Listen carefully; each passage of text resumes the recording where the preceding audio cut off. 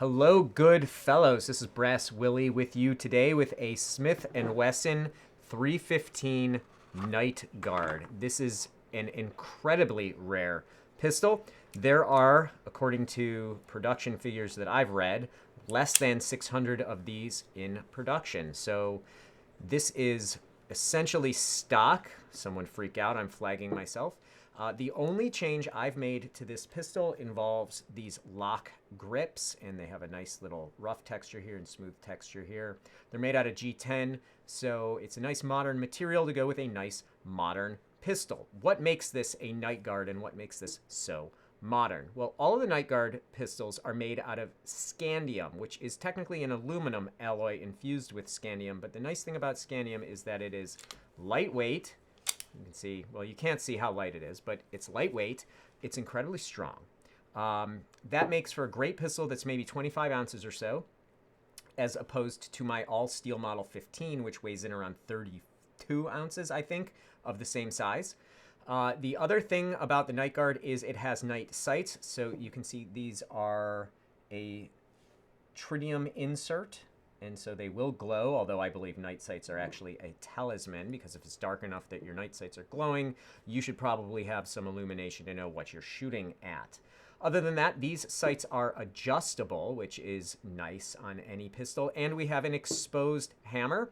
So the nice thing about the exposed hammer is you can cock it and get a incredibly crisp single action pull. Now I have a double action pull, which as you can see is nice, smooth, easy. This gun is phenomenal. And again, this is a factory K-frame. I have not done any changes to any springs on this pistol, and that is what you're getting right out of the factory.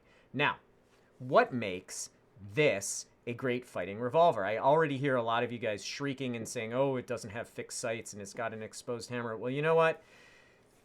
You can share your experience in your gunfights below, but from my experience, I do not snag the exposed hammer. I do not snag the adjustable sights, and they both provide a tremendous advantage to me, which is the ability to adjust my point of aim, point of impact, make sure I'm accurate, and have that incredibly crisp single action. I do not carry a pistol unless I'm able to hit steel at 50 yards with it. This hits steel at 50 yards, no problem. The other factors that make this a good fighting revolver, in my opinion, is that it is easily concealable. It's got the round butt. It's lightweight.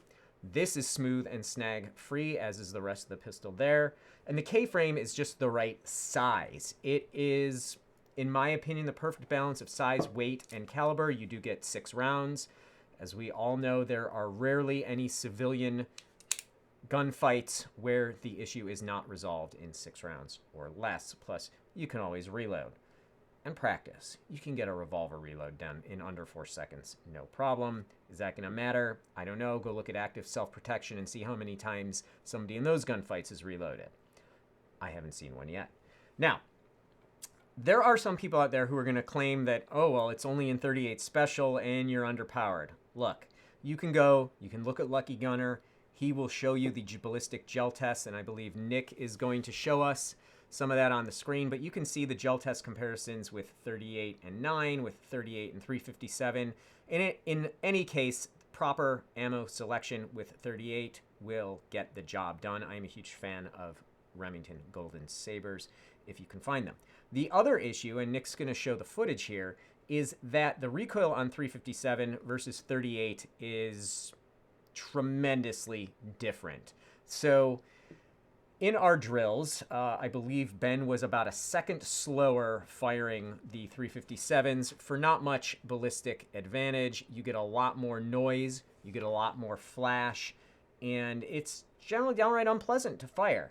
Now, in a self-defense situation, who cares if it's pleasant or not to fire? But you got to remember, you want to train. You want to have a toolbox. You want to be good with your pistols. And if your pistol hurts to shoot, you are not going to train with it. So, in closing, I just want to remind you guys that they don't want you to eat butter. They don't want you to eat eggs.